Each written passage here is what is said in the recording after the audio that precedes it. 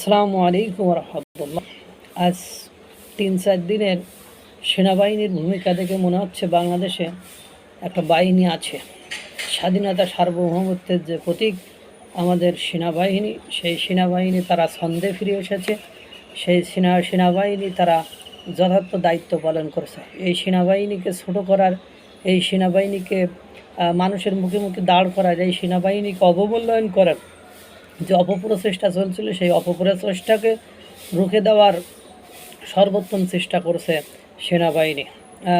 গতকালকে যশোরে সেনাবাহিনীর এক কর্মকর্তা তিনি ডাইরেক্ট রিভলভার দেখে হয়েছে, দিস রিভলভার ইজ লোডেড। এই রিভলভার লোডেড। আমি আওয়ামী লীগ বুঝি, মানে আমি জামাত বুঝি না, বিএনপি বুঝি না, আমি কোনো রাজনৈতিক দল বুঝি না। যার হাতে লাঠি থাকবে সে অপরাধী, তাকে শায়েস্তা করা হবে। যার হাতে অস্ত্র থাকবে সে অপরাধী, তাকে শায়েস্তা করা হবে। কেউ যদি কোনো জায়গায় অগ্নিসংযোগ করার চেষ্টা করে তাহলে পুলিশ প্রশাসন সহ স্থানীয়রা মিলে তাকে গণধুলাই দিয়ে দেবেন।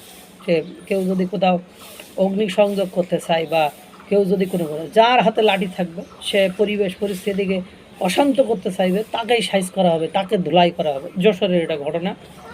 পাশাপাশি আপনারা সুনামগঞ্জ মেডিকেল বিশ্ববিদ্যালয়ের শিক্ষার্থীদেরকে 40-50 জনকে গণপিটুনি দিয়ে সেনাবাহিনী মনে করেন আহত করে ফেলছে, এবং তারা বলছে যে তাদেরকে বলেছি যে রাস্তার পাশে দাঁড়িয়ে তোমরা সংবাদ সম্মেলন করো, প্রেস ব্রিফিং করো, ক্যাম্পাসের ভেতরে যাও।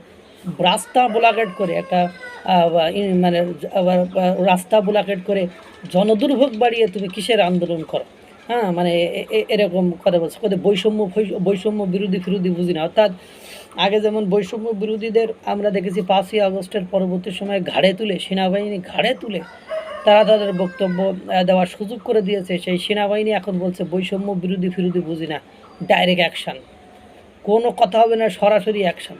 গতকালকে তেজগাঁওয়ের তিব্বতে আপনার ওরকম ডাইরেক্ট অ্যাকশান, কোনো কথা নেই। মানে প্রথম বুঝিয়ে যখন কাজ হয়নি, সন্ধ্যার পরে মানে গণপিটুনি কাহারে কয়, কত প্রকার এবং কে পিটানি খেলে। ওই যে কথা বলে যে গোতায় পড়লে সুসুই নামাজ পড়ে, হ্যাঁ, তাড়া খাইলে বিড়ালও গাছে ওঠে।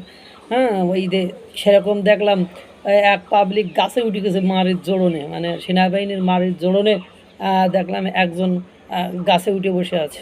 মানে পরিবেশ পরিস্থিতি এরকম জটিল করে ফেলেছে। তারপরে আপনার ঢাকা কলেজ, সিটি কলেজে যে সংঘর্ষ, সেই সংঘর্ষেও আপনার গুরুত্বপূর্ণ ভূমিকা পালন করেছে সেনাবাহিনী। সেখানে তারা তাদেরকে বড় ধরনের কোনো অফেন্স করার সুযোগ সুবিধা দেয়নি, এবং মানে সেনাবাহিনীর আওয়ামী লীগের যে মিছিল মিটিংগুলো হচ্ছে সেগুলো বাধাগ্রস্ত করছে না, কারণ তার রাজনৈতিক অধিকার আছে। এবং পুলিশ স্বরাষ্ট্র উপদেষ্টা যদিও তার গদিটা ধরে রাখার জন্য, তার চেয়ারটা ধরে রাখার জন্য মাঝে মাঝে উল্টোপাল্টা ব্রিফিং বা বক্তব্য দিয়ে থাকেন, কিন্তু সেনাবাহিনী সেক্ষেত্রে মানে সঠিক ভূমিকা পালন করছে। তারা কোনো মিডিয়াকে, তারা কোনো কিছুকে শাসাচ্ছে না, ধমকাচ্ছে না।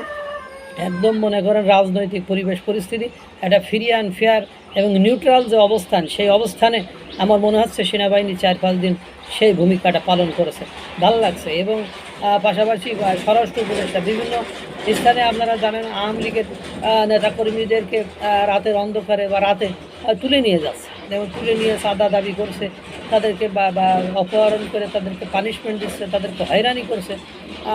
সেক্ষেত্রে স্বরাষ্ট্র উপদেষ্টা বলেছে যে সিভিল ড্রেসে কেউ কাউকে রাতে কোথাও থেকে গ্রেপ্তার করতে পারবে না, আর গ্রেপ্তার করতে হলে স্থানীয় যে পুলিশ স্টেশন আছে সেখানে যোগাযোগ করতে হবে, তাদেরকে সাথে নিতে হবে।